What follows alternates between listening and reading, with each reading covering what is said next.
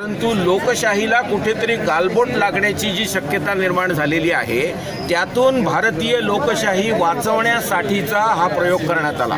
याचा पुढचा टप्पा असा असणार आहे की 30 दिवसाच्या आत इलेक्शन कमिशनच्या संदर्भामध्ये पिटिशन दाखल केलं जाईल कोर्टामध्ये की ही निवडणूक जी आहे ती पूर्णतः फ्रॉड निवडणूक आहे, इलेक्शन कमिशन पूर्णतः फेल झालेलं आहे आणि त्या दृष्टिकोनातून पुन्हा निवडणूक घेण्यासाठी काय नक्की आपण व्यूहरचना करावी यासाठी एक कोर कमिटी निर्माण करण्यात आलेली आहे, ज्यामध्ये 30 सदस्य आहेत। त्याचप्रमाणे प्रत्येक प्रभागातून 2 असे 31 प्रभागाचे 64-62 सदस्य घेण्यात आलेले आहेत।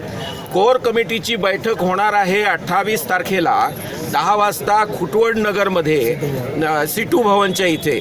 त्याचप्रमाणे 3 तारखेला डॉक्टर बाबासाहेब आंबेडकरांच्या पुतळ्याच्या इथे लोकशाही वाचवण्यासाठीचा एल्गार सकाळी 10 वाजल्यापासून दुपारी 1 वाजेपर्यंत कडक उन्हामध्ये आम्ही बसणार आहोत आणि ह्या प्रक्रियेमध्ये झालेल्या सगळ्या गोंधळाचा गडबडीचा तिथे जाहीर निषेध केला जाणार आहे।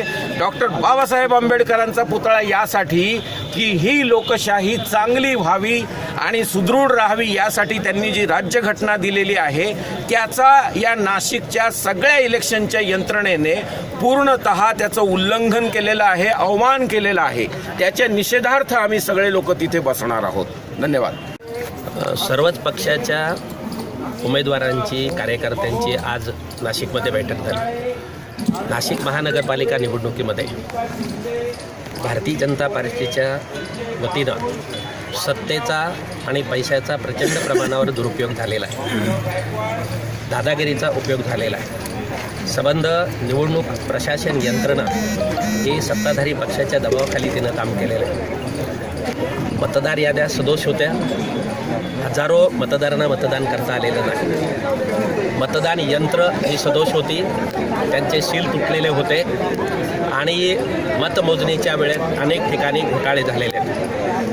त्याचबरोबर पैशाचा प्रचंड वापर दिवसाढवळ्या करण्यात आला, करोडो रुपये खर्च करण्यात आले आणि अशा पद्धतीने ही संबंधित निवडणूक प्रक्रिया अत्यंत सदोष पद्धतीनं निवडणूक आयोगाने राबवलेली आहे।